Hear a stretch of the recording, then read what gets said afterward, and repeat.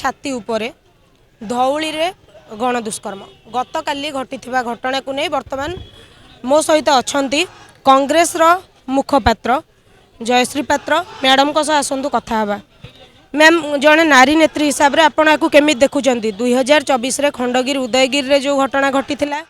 जो भली भाव यही नवेम्बर रे जो भली भाव शिखर चंडी रे देखा पाई गोटे उद्यम कर दुष्कर्म कर किंतु युवती बर्ती जाते मात्र गत काली धौली रे गण दुष्कर्म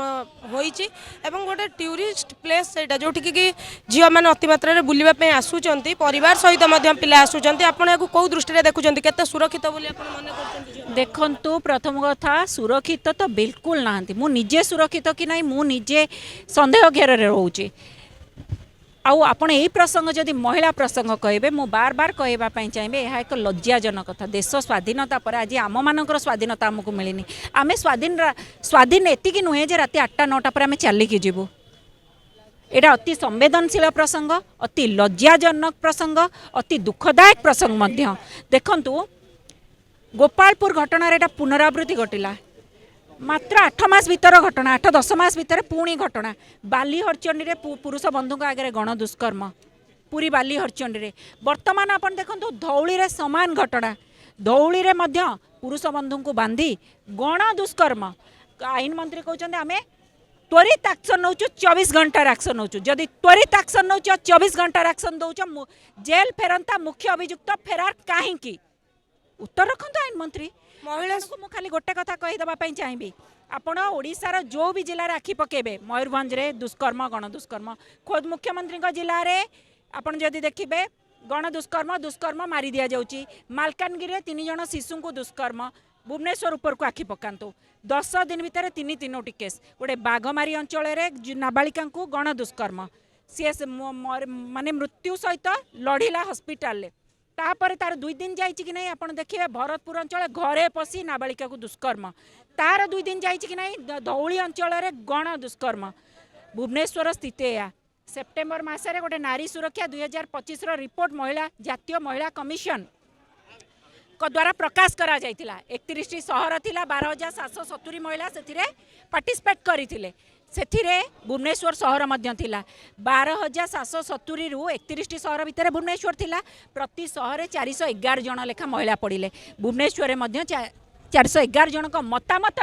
एमाने कहले भुवनेश्वर होची सुरक्षित सहर ताको पुणी छाती पिटी निज पिठी निजे थापुड़े आईन मंत्री आ ब्रह्मगिरी विधायिका आग मतामत रखीदे मंतव्य देदेले आम सरकार समय रे भुवनेश्वर सुरक्षित सहर होगा 2-4 मास तलर कथा वर्तमान पीड़िता बापा माँ कहले भुवनेश्वर रहा डर लगुच कहीं जदि भुवनेश्वर सुरक्षित सहर तुमरी सरकार समय घटला ना 4 मास पूर्वर असुरक्षित सहर 4 मास पूर्वर सुरक्षित सहर 4 मास पर असुरक्षित होगा एते मात्रा से 411 जन महिला तुम बीजेपी दलर कर्मी नथिले तो तांकर मतामत तुम बाहा नौ नथिल तो केते झी अत्याचारित केते झीर जीवन नष्ट है तुम्हें जाग्रत हम कुंभकर्ण निद्रा उठ बार बार आम प्रश्न करुचु महिला सुरक्षा सम्मान अधिकार तुमर सत्ता को नुहे विरोधी रे थिबा समय बहुत बड़ चित्कार थिला आज कहीं से चित्कार वॉइस आम शुणुनु बाचस्पति महिला उपमुख्यमंत्री महिला शिशु विकास मंत्री तथा पर्यटन स्थल मंत्री से तो लंडन बुलिबे